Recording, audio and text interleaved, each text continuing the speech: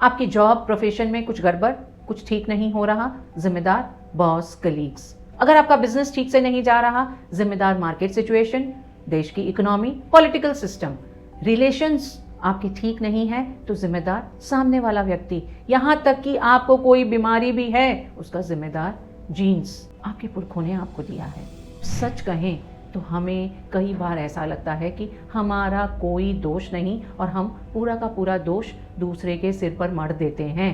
पर जिन्हें हम दोषी बनाते हैं, हम अपना पावर उनके हाथ में दे देते हैं, अपनी लगाम, अपनी बागडोर उन्हें थमा देते हैं।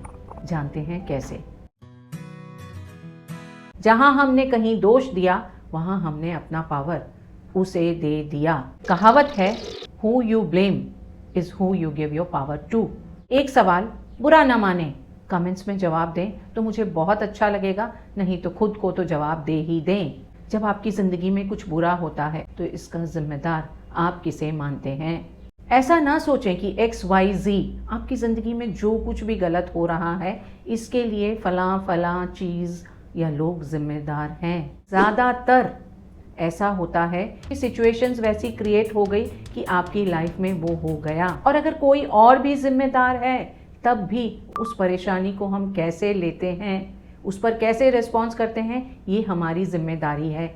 जब हम दूसरों पर दोष देते हैं, चाहे वो लोग हों, स्थितियाँ हों, कुछ भी हो, जहाँ हमने कहीं दोष दिया, वहाँ हमने अपना पावर उसे दे दिया। कैसे? आप ब्लेमिंग और दोषारोपण में अगर व्यस्त हो जाएं, तो 3 तरफा आप अपना कंट्रोल खोते हैं। जानते हैं कैसे? जहाँ आपने दोष दूसरी जगह बताया, चाहे वो लोग हो, स्थितियाँ हो, आपने अपने पावर को खुद से दूर किया।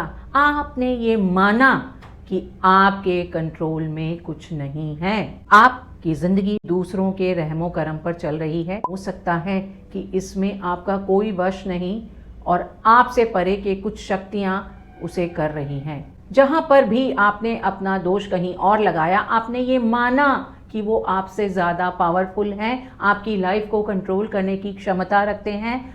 आपकी मेंटालिटी विक्टिम मेंटालिटी हो जाती है, आप और ज़्यादा पावरलेस फील करते हैं, खुद पर कॉन्फिडेंस कम हो जाता है, दूसरों पर निर्भरता बढ़ती जाती है और धीरे धीरे ये सेल्फ फुलफिलिंग प्रोफेसी बनता जाता है।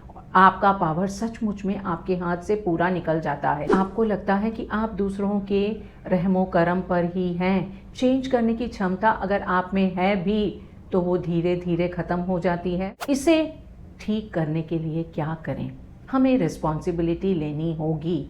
मान लिया कि कुछ बुरा हुआ है, उसके पीछे सच में आपकी कोई जिम्मेदारी नहीं और पूरी की पूरी जिम्मेदारी किसी और व्यक्ति या किसी स्थिति पर है, पर आप उस सिचुएशन के रिस्पॉन्स में क्या कर रहे हैं, ये जिम्मेदारी तो आप ही की है। अपने पावर का रिमोट कंट्रोल दूसरों के हाथों में ना सौंपें। इसलिए दोषारोपण पर ज़्यादा ध्यान दे करके रिस्पॉन्सिबिलिटी लें, उस पर एक्शन लें, रिस्पॉन्स ऐसा दें जो चेंज लाने की क्षमता रखता हो, तो आप अपने पावर का कंट्रोल अपने हाथ में रख सकते हैं। किसी को प्रमोशन नहीं मिली, ऐसा बहुत कम बार होता है कि सचमुच में आपको कोई कंप्लीटली इग्नोर करके किसी और को प्रमोशन देगा। ज़्यादातर कुछ न कुछ वजह, कुछ न कुछ हिस्सा उस सिचुएशन का आपकी तरफ से भी आता ही है। प्रमोशन नहीं मिली, उन्होंने दोषी बनाया सीनियर को कि उस सीनियर को तो मेरे काम की कोई कदर ही नज़र नहीं आती, वो मेरी अच्छी क्वालिटीज़ को देखते ही नहीं हैं, उनका स्वभाव ही ऐसा है, उनकी जो चमचागिरी करें बस उन्हीं को वो देखते हैं। धीरे धीरे आपकी खुद की स्पिरिट बहुत मुरझा जाएगी, आपका काम से इंटरेस्ट चला जाएगा। काम से इंटरेस्ट गया तो काम की क्वालिटी ख़राब होगी ही। सचमुच में इसके बाद आपका काम ऐसा होगा कि आपको अगली बार कोई प्रमोशन के लिए देखेगा भी नहीं। वहीं जब आप रिस्पॉन्सिबिलिटी लेते हैं तो आप जो भी प्रमोशन के लिए ज़िम्मेदार हैं उनसे जाकर बात करते हैं, उनसे कहते हैं कि मेरे काम में मैं क्या अच्छा कर सकती हूँ, क्या चेंजेस ले आऊँ मैं, आप मुझे फीडबैक दें। फीडबैक मिल जाए तो आप अपने वीक पॉइंट्स पर काम कर सकते हैं। वैसे भी जब आप किसी से बहुत कॉन्फिडेंटली ये पूछने के लिए जाते हैं कि नेक्स्ट प्रमोशन के लिए मैं नज़र आऊँ, उसके लिए मुझे क्या इम्प्रूवमेंट की ज़रूरत है, तो इससे आपका कमिटमेंट और कॉन्फिडेंस सामने वाले को नज़र आता है।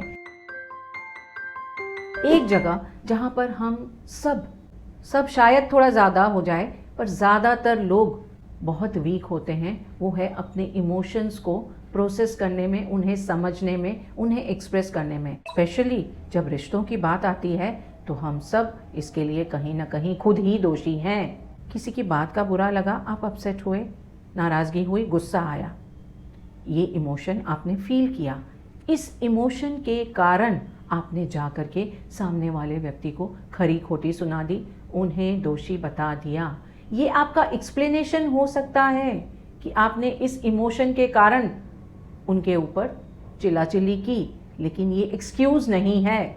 आपको बुरा लगा, आप में नेगेटिव इमोशंस आए, आपने उन्हें जज किया, इसने आपकी डिसीजन मेकिंग को धुंधला कर दिया, थोड़ा सा क्लाउडेड हो गया और आपने इसके प्रभाव में कुछ ऐसा बिहेवियर दिखा दिया जो अनचाहा है, जो नहीं होना चाहिए, जो सही नहीं है।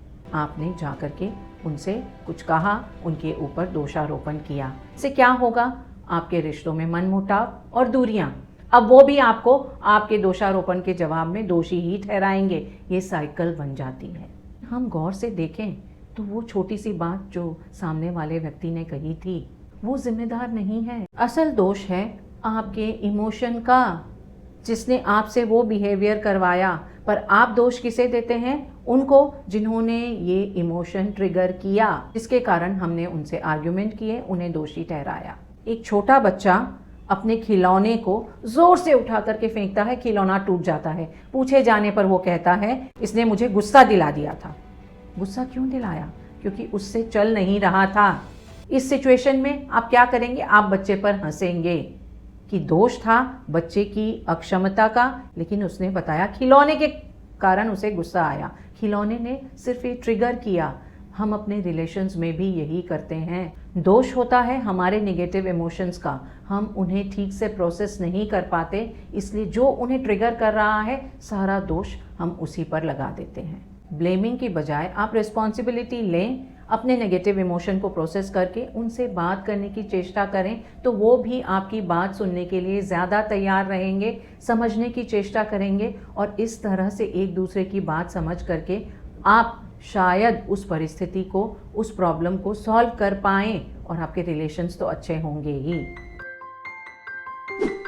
आप दोष लगाने में व्यस्त रहते हैं और प्रॉब्लम बढ़ती ही जाती है। समस्या बढ़कर बहुत स्ट्रॉन्ग और पावरफुल हो जाती है, फिर आपके हाथ में कंट्रोल नहीं रहता। जब आप दोष लगाते हैं तो आप पावर प्रॉब्लम्स को देते हैं। जब आपका फोकस सिर्फ गलतियां निकालने में, मीन मेक निकालने में लगा हुआ है, तो आप प्रॉब्लम्स के बारे में ही सोचते रह जाते हैं और सॉल्यूशंस के बारे में सोचते ही नहीं, चाहे सॉल्यूशन आपकी आंखों के सामने ही रखा हुआ क्यों ना हो। इसके लिए क्या करें? जब आप फोकस को सॉल्यूशन पर देते हैं तो उस समय आप पूरी स्थिति को समझने की चेष्टा करते हैं, कुछ ऐसा एक्शन लेने की कोशिश करते हैं जिससे आप आगे की तरफ बढ़ें। हो सकता है इमीडिएटली सॉल्यूशन ना मिले, पर आपको वो रास्ता नज़र आ जाता है जहाँ से सॉल्यूशन के चांसेस हैं। हमारी ग्रोथ का कारण क्या है? प्रायः हमारी ग्रोथ का कारण हमारी जिम्मेदारी लेना ही होता है। जब हम जिम्मेदारी लेते हैं किसी चीज़ की तो उस पर हम प्रोएक्टिवली कुछ एक्शन लेते हैं और वही एक्शन हमारे आगे बढ़ने की वजह बनते हैं। हो सकता है आपकी लाइफ में कुछ बुरा चल रहा है जिसकी जिम्मेदारी आपकी कतई नहीं है, 1% भी आपका उसमें हाथ नहीं है, लेकिन उसके जवाब में आप कैसा रिस्पॉन्स दे रहे हैं ये जिम्मेदारी तो 100% आप ही की है ना? कुछ बुरा हुआ तब आप डिसाइड करते हैं कि वो आपके लिए क्या मायने रखता है, व्हाट नेक्स्ट, इसके जवाब में अब आपको क्या करना है। जब आप दोषारोपण करते हैं, सेल्फ रिफ्लेक्शन नहीं करते, तो आपको अपनी गलतियां नज़र ही नहीं आएंगी और जब गलतियां नज़र नहीं आएंगी आप उन्हें समझेंगे नहीं तो मानेंगे नहीं, और जब नहीं मानेंगे तो उनमें सुधार कैसे लेकर आएंगे। वहीं आप दोषारोपण पर ज़्यादा समय ना लगाएं तो आपके पास एक्शन लेने का समय ज़्यादा होता है, और एक्शन का समय कम कब होता है? जब हम सारा फोकस प्रॉब्लम पर डाल देते हैं।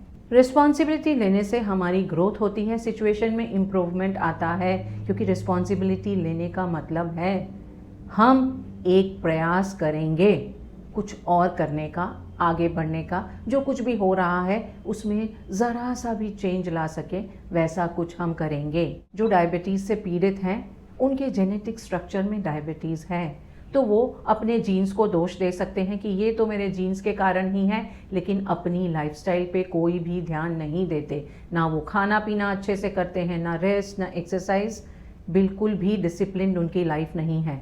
तो जीन्स की जिम्मेदारी जो है वो तो है ही, पर उनकी जिम्मेदारी कितनी बढ़ गई अपने डायबिटीज़ को बढ़ाने में। वहीं किसी को पता है कि उनके जेनेटिक स्ट्रक्चर में डायबिटीज़ होने के चांसेस हैं, पर वो अपनी लाइफस्टाइल को बहुत अच्छे से मैनेज करके चलते हैं। डिसिप्लिन्ड लाइफस्टाइल है उनकी, एक्सरसाइज करते हैं, खाने पीने का ध्यान रखते हैं, तो उनके जीन्स भी उनके ऊपर इतना बुरा प्रभाव नहीं डालेंगे, उनकी हेल्थ बेटर होगी। जब आपने जिम्मेदारी ली तो आपने किसी चीज़ के बुरे परिणाम को, उसके बुरे प्रभाव को भी कम कर लिया। स्टूडेंट्स का उदाहरण लें, किसी एक सब्जेक्ट में खराब आने पर उनका दोष रहता है टीचर के ऊपर कि टीचर कभी ठीक से कुछ समझाते नहीं, सरप्राइज टेस्ट लेते हैं। तो इससे क्या होता है, धीरे धीरे उनका क्लास के प्रति, उस सब्जेक्ट के प्रति इंटरेस्ट खत्म ही होता जाता है, वो और वीक होते हैं और ग्रेड्स खराब होती है।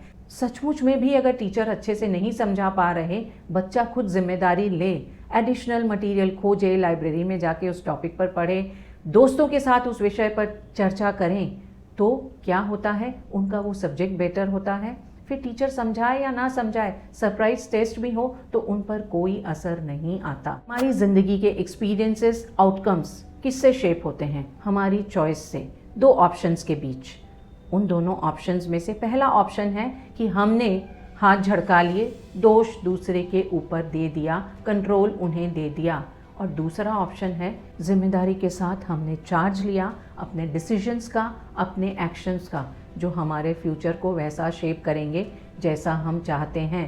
पहले ऑप्शन में हमारे फ्यूचर की शेप, हमारे आउटकम्स हमारे बिल्कुल भी कंट्रोल में नहीं रहे।